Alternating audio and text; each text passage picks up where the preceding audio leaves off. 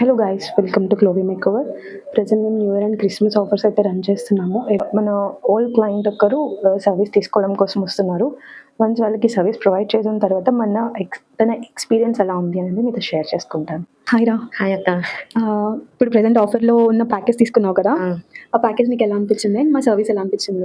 Service చాలా బాగుంటది and అలాగే అఫోర్డబుల్ ప్రైస్ అనమాట. ఓకే.